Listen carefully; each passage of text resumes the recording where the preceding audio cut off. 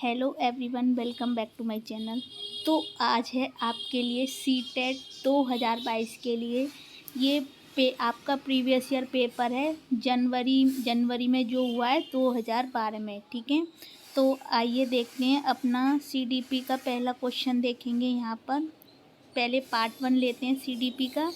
तो इसमें अपना पहला क्वेश्चन देखेंगे कि जब बच्चा फेल होता है तो इसका तात्पर्य है कि मतलब जब बच्चा फेल होगा तो उसका तात्पर्य क्या है। बच्चे ने उत्तरों को सही तरीके से याद नहीं किया है, या बच्चे को प्राइवेट ट्यूशन लेनी चाहिए, व्यवस्था फेल हुई है, या बच्चा पढ़ाई के लिए योग्य नहीं है।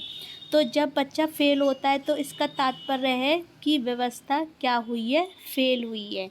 तो इसमें हमारा सही आंसर क्या है, थर्ड, क्या हुई है, व्यवस्था फेल हुई है। ठीक है। अपना नेक्स्ट क्वेश्चन देखते हैं कि शिक्षण से अधिगम पर बल देने वाला परिवर्तन हो सकता है। शिक्षण से अधिगम पर बल देने वाला परिवर्तन क्या हो सकता है कि बाल केंद्रित शिक्षा पद्धति अपनाकर, रटने को प्रोत्साहित कर, अग्र शिक्षण की तकनीक अपनाकर, या परीक्षा परिणामों पर केंद्रित होकर। तो अपना सही आंसर देखते हैं। क्या रटने को प्रोत्साहित करके होगा? नहीं, ये क्या है, हमारा गलत है। अग्र शिक्षण की तकनीक अपनाकर होगा? नहीं, ये भी हमारा गलत है। परीक्षा परिणामों पर केंद्रित होकर होगा? ये भी हमारा गलत है। तो हमारा सही आंसर क्या है इसमें, शिक्षण से अधिगम पर बल देना वाला परिवर्तन हो सकता है बाल केंद्रित शिक्षा अपनाकर। ठीक है। तो हमारा सही क्या है, बाल केंद्रित शिक्षा पद्धति अपनाकर। इसमें हमारा पहला आंसर सही है, सेकंड का। नेक्स्ट क्वेश्चन देखते हैं अपना। बीजों का अंकुरण संकल्पना के शिक्षण की सबसे प्रभावी पद्धति कौन सी होती है? तो सबसे प्रभावी पद्धति कौन सी होती है? विद्यार्थियों द्वारा पौधे के बीज बोना और उसके अंकुरण के चरणों का अवलोकन करना, या श्यामपट्ट पर चित्र बनाना, या वर्णन करना, बीज की वृद्धि के चित्र दिखाना, या विस्तृत व्याख्या करना। तो देखो, सबसे प्रभावी जो विधि होगी ना, शिक्षण की सबसे प्रभावी पद्धति जो होगी वो होगी कि विद्यार्थी वो चीज़ करके चीज़ों को अवलोकन करे, सीखे। वो सबसे अच्छी विधि मानी जाती है शिक्षण की। तो देखो, इसमें देते हैं विस्तृत व्याख्या करना है, ये भी हमारा गलत है। ठीक है। विस्तृत व्याख्या करनी चाहिए? नहीं, ये भी गलत है। बीज की वृद्धि के चित्र दिखाना चाहिए? नहीं, ये भी गलत है हमारा। श्यामपट्ट पर चित्र बनाना और वर्णन करना चाहिए? जी भी गलत है। तो हमारा इसमें सही आंसर क्या है कि विद्यार्थी द्वारा, अगर विद्यार्थी बीज को बोएगा और उसके अंकुरण के चरणों का खुद अवलोकन करेगा तो उसको सबसे ज़्यादा चीज़ें जब समझ में आएंगी। ठीक है। तो हमारा इसका सही आंसर क्या है, फर्स्ट हमारा इसका सही आंसर है। नेक्स्ट क्वेश्चन देखते हैं अपना। समावेशी शिक्षा कक्षा में विविधता का उत्सव मनाती है, या दाखिले संबंधी कठोर प्रक्रिया को बढ़ावा देती है, या तथ्यों की शिक्षा मात्रारोपण से संबंधित है, या हाशिए पर स्थित वर्गों से शिक्षकों को सम्मिलित करने से संबंधित है। तो हमारी समावेशी शिक्षा किससे संबंधित है? हमारी समावेशी शिक्षा काय का उत्सव मनाती है? हमारी समावेशी शिक्षा बनाती है कक्षा में विविधता का उत्सव मनाती है। ठीक है, कक्षा में विविधता का उत्सव बनाती है। नेक्स्ट क्वेश्चन देखते हैं अपना। निम्नलिखित में से कौन सा वस्तुनिष्ठ प्रश्न है? एक बात याद रखना, अगर हम कभी पेडागोजी करेंगे तो हमें हमेशा हर पेडागोजी में पॉजिटिव चीज़ें देखनी है हर चीज़ की। और अपने बच्चे को, जो विद्यार्थी को है ना, हमेशा आप अपने से ऊपर रखिएगा, तभी आप क्वेश्चन का आंसर सही निकल पाएंगे। ठीक है। नेक्स्ट क्वेश्चन देखते हैं अपना, फिफ्थ क्वेश्चन। निम्नलिखित में से कौन सा वस्तुनिष्ठ प्रश्न है? इसमें से वस्तुनिष्ठ प्रश्न पूछा है, कौन सा है? लघु उत्तरात्मक प्रश्न वस्तुनिष्ठ होता है? नहीं, ये गलत है। मुक्त उत्तर वाला प्रश्न वस्तुनिष्ठ होता है? नहीं, ये भी गलत है। और निबंधात्मक प्रश्न वस्तुनिष्ठ प्रश्न होता है? ये भी गलत है हमारा। ठीक है। तो हमारा वस्तुनिष्ठ प्रश्न कौन सा होता है? सत्य या असत्य हमारे वस्तुनिष्ठ प्रश्न होते हैं। ठीक है, इसमें सिर्फ हमें राइट और रॉन्ग बताना होता है। ठीक है, तो अपना पहला क्वेश्चन 5th का आंसर क्या है? हमारा 3rd आंसर सही है। नेक्स्ट क्वेश्चन देखते हैं अपना, निम्नलिखित में से कौन सी प्रगतिशील शिक्षा की विशेषता है? केवल प्रस्तावित पाठ्य पुस्तकों पर आधारित अनुदेश है, या परीक्षाओं में अच्छे अंक प्राप्त करने पर बल देना चाहिए, या परीक्षाएं बार लेना चाहिए, या समय सारणी और बैठने की व्यवस्था में लचीलापन लाना चाहिए। ठीक है, तो केवल प्रस्तावित पाठ्य पुस्तकों पर आधारित अनुदेश होना चाहिए, ये बात गलत है। परीक्षाओं में अच्छे अंक प्राप्त करने पर बल देना चाहिए, ये भी गलत है। बार बार परीक्षा ली जाने वाली परीक्षाएं करवानी चाहिए, नहीं। तो प्रगतिशील शिक्षा की जो विशेषता है ना, वो है हमारा 4th आंसर सही है हमारा। समय सारणी और बैठने की व्यवस्था में क्या लाना चाहिए? लचीलापन लाना चाहिए। ठीक है, अपना नेक्स्ट क्वेश्चन देखते हैं, 7th क्वेश्चन। एक शिक्षक प्रश्न पत्र बनाने के बाद यह जांच करता है कि क्या प्रश्न परीक्षण के विशिष्ट उद्देश्यों की परीक्षा ले रहे हैं। वह मुख्य रूप से प्रश्न पत्र के बारे में चिंतित है, यानी किस बारे में चिंतित है? संपूर्ण विषय वस्तु को शामिल करने पर चिंतित है, या प्रश्नों के प्रकार पर चिंतित है, विश्वसनीयता पर चिंतित है, या वैधता पर चिंतित है? तो इसका जो सही आंसर है 7th का हमारा सही आंसर है संपूर्ण विषय वस्तु को शामिल करने पर। ठीक है, 7th का हमारा कौन सा आंसर सही है? 1st आंसर सही है। अपना नेक्स्ट क्वेश्चन देखते हैं,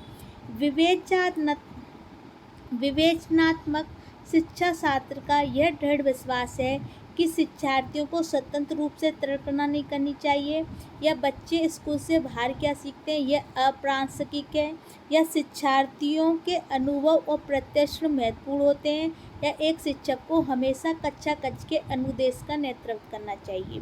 तो हमारा इसमें सही आंसर क्या है?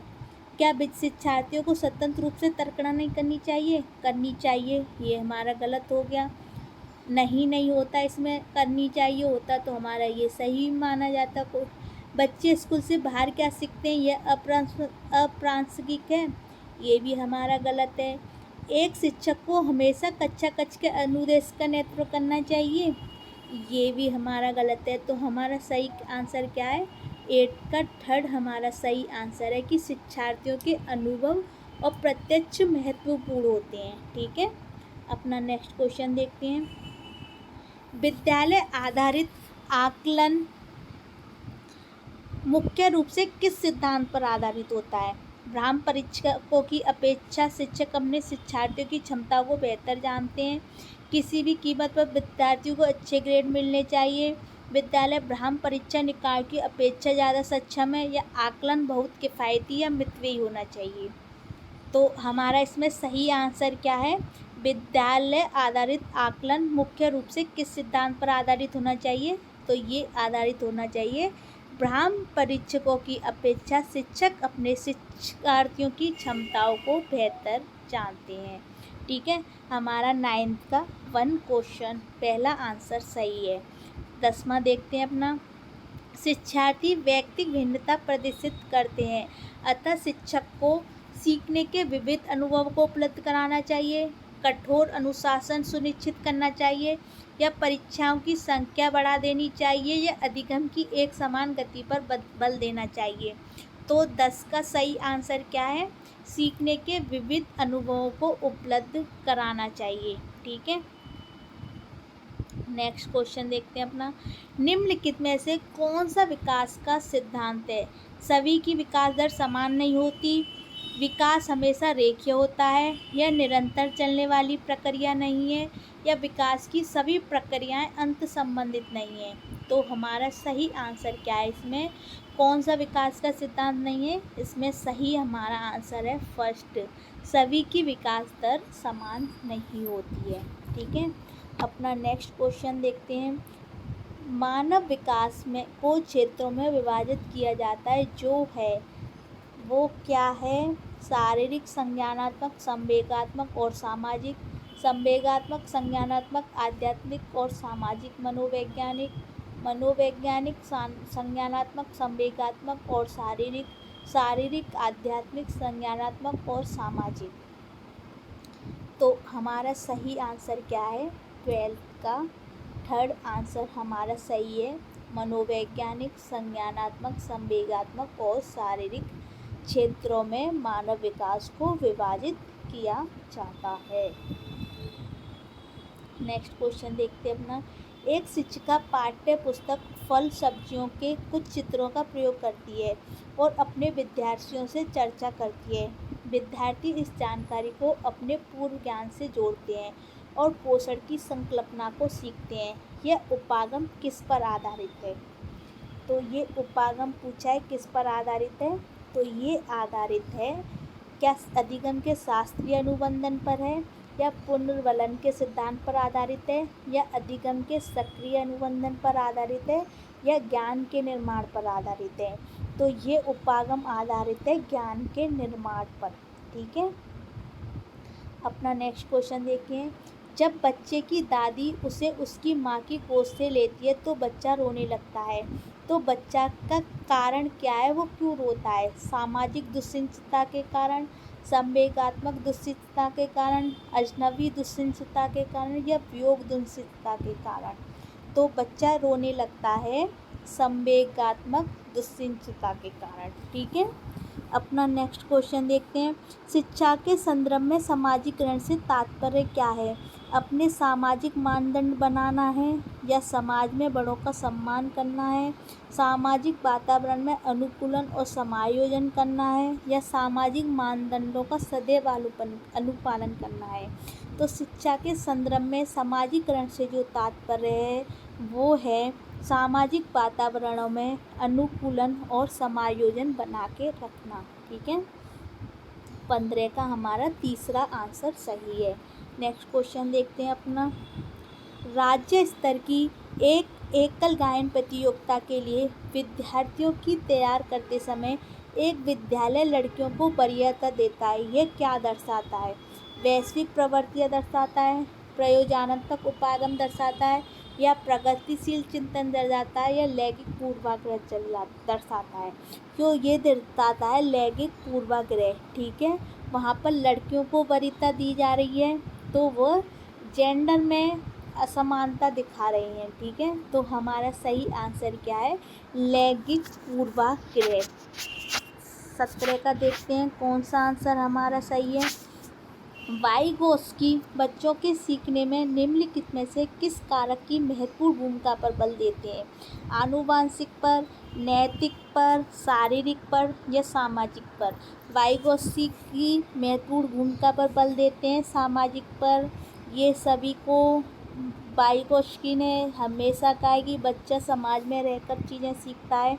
तो हमारा सही आंसर क्या है? 17 का 4th हमारा सही आंसर है। नेक्स्ट क्वेश्चन देखते हैं। एक शिक्षिका अपने शिक्षार्थियों की विभिन्न अधिगम शैलियों को संतुष्ट करने के लिए वैविध्यपूर्ण कार्यों का उपयोग करती है। वह किससे प्रभावित है? कोलबर के नैतिक विकास के सिद्धांत से, या गार्डनर के बहुबुद्धि सिद्धांत से, या वाइगोत्स्की के सामाजिक सांस्कृतिक सिद्धांत से, या पियाजे के संज्ञानात्मक विकास के सिद्धांत से? तो एक शिक्षिका अपने शिक्षार्थियों की विभिन्न अधिगम शैलियों को संतुष्ट करने के लिए वैविध्यपूर्ण कार्यों का उपयोग करती है, तो वह गार्डनर के बहुबुद्धि सिद्धांत से प्रभावित है। ठीक है, हमारा 18 का कौन सा आंसर सही है? हमारा 18 का सेकंड आंसर सही है। नेक्स्ट क्वेश्चन देखते हैं अपना। एक शिक्षिका अपने आप से कभी भी प्रश्नों के उत्तर नहीं देती है। वह अपने विद्यार्थियों को उत्तर देने के लिए समूह चर्चाएं और सहयोगात्मक अधिगम अपनाने के लिए प्रोत्साहित करती है। तो यह उपागम किस सिद्धांत पर आधारित है? अनुदेशात्मक सामग्री के उचित संगठन पर, या अच्छा उदाहरण प्रस्तुत करना और भूमिका प्रतिरूप बनाना, सीखने की तत्परता, सक्रिय भागीदारित्व पर? तो ये आधारित है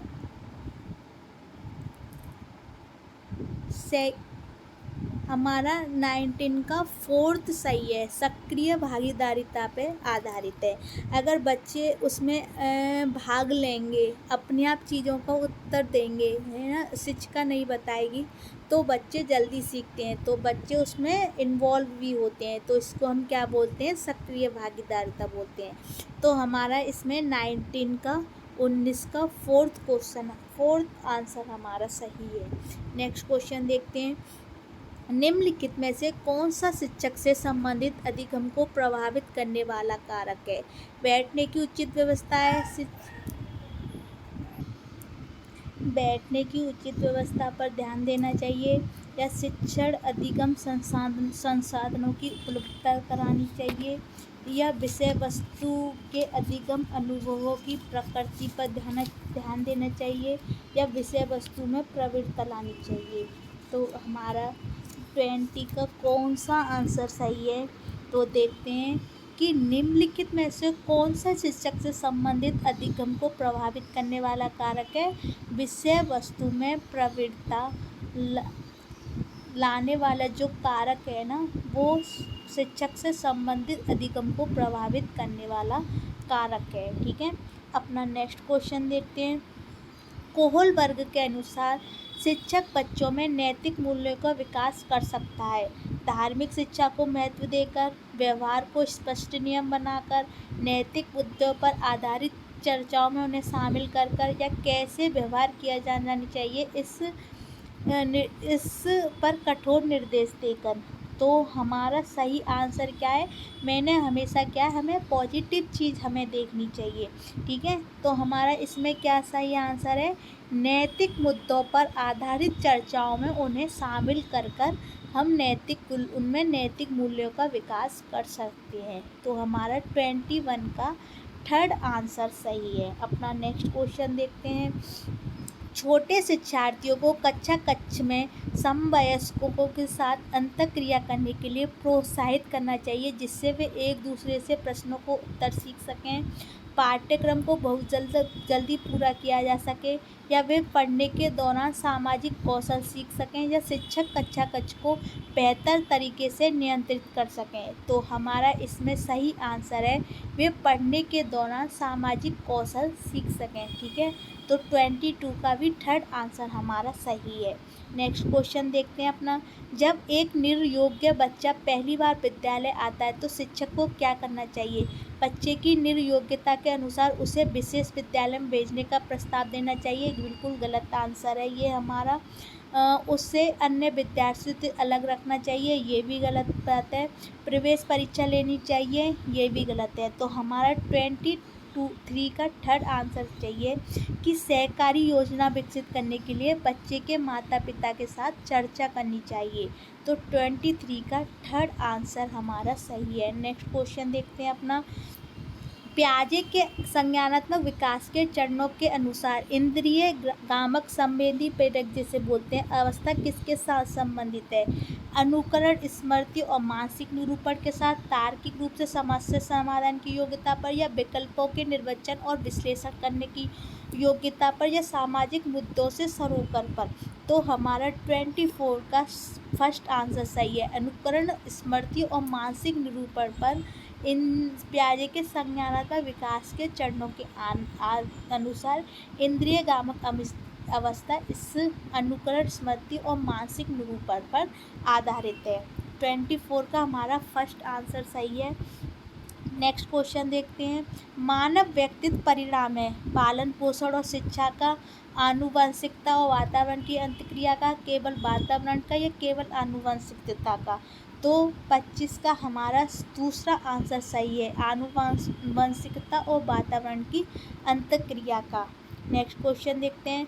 शिक्षण अधिगम प्रक्रिया में व्यक्तिगत रूप से ध्यान देना महत्वपूर्ण है, क्योंकि शिक्षार्थी हमेशा समूह में ही बेहतर सीखते हैं, या शिक्षक प्रशिक्षण कार्यक्रम में ऐसा ही बताया गया है, या इससे प्रत्येक शिक्षार्थी को अनुशासित करने के लिए शिक्षकों को बेहतर अवसर मिलते हैं, या बच्चों की विकास दर भिन्न होती है और वे भिन्न तरीक़ों से सीख सकते हैं। तो हमारा 26 का फोर्थ आंसर सही है कि बच्चों की विकास दर भिन्न होती है और भिन्न भिन्न तरीक़ों से सीख सकती है। ठीक है, अपना नेक्स्ट क्वेश्चन देखते हैं। निम्नलिखित में से कौन सी समस्या समाधान की वैज्ञानिक पद्धति का पहला चरण है? प्राकल्पना का परीक्षण करना, समस्या के प्रति जागरूकता, या प्रासंगिक जानकारी को एकत्रित करना, या प्राकल्पना का निर्माण करना। तो समस्या समाधान की वैज्ञानिक पद्धति का पहला चरण है समस्या के प्रति जागरूक रहना। ठीक है, 27 का हमारा सेकंड आंसर सही है। निम्नलिखित में से कौन सा सीखने का क्षेत्र है? अनुभविक, भावात्मक, आध्यात्मिक, या व्यावसायिक? तो सीखने का क्षेत्र कौन सा है? भावात्मक। ठीक है, 28 का हमारा दूसरा आंसर सही है। नेक्स्ट क्वेश्चन देखते हैं। जब बच्चा कार्य करते हुए ऊबने लगता है तो यह किस बात का संकेत है? संभवतः कार्य यांत्रिक रूप से बार बार हो रहा है, या बच्चा बुद्धिमान नहीं है, या बच्चे में सीखने की योग्यता नहीं है, बच्चे को अनुशासित करने की ज़रूरत है। जब बच्चा ऊब रहा है तो ऑफिशियली है कि बच्चा बार बार मतलब यांत्रिक कार्य कार्य बार बार हो रहा होगा। ठीक है, और ये यांत्रिक कार्य यानी मशीनरी का कार्य है, तो बच्चे को कोई उसमें दिलचस्पी नहीं आ रही है, इसलिए बच्चा ऊब रहा है। तो इसका हमारा पहला आंसर सही है, संभवतः वो कार्य यांत्रिक रूप से बार बार हो रहा है। ठीक है, लास्ट क्वेश्चन देखते हैं अपना। प्राय शिक्षार्थियों की त्रुटियां किस ओर की ओर संकेत करती है? वे कैसे सीखते हैं, या यांत्रिक अभ्यास की आवश्यकता, या सीखने की अनुपस्थिति, या शिक्षार्थियों के सामाजिक आर्थिक स्तर की ओर संकेत करती है? तो प्राय शिक्षार्थी की त्रुटियां जो हैं वो यांत्रिक अभ्यास की आवश्यकता की ओर संकेत करती हैं। ठीक है, तो हमारा 30 का दूसरा आंसर सही है। ठीक है, तो ये थे हमारे जनवरी 2012 के प्रीवियस ईयर पेपर के CDP के 30 क्वेश्चन। ठीक है, अगर आपको वीडियो पसंद आई हो तो लाइक करें एंड चैनल को सब्सक्राइब करें। ठीक है, थैंक यू।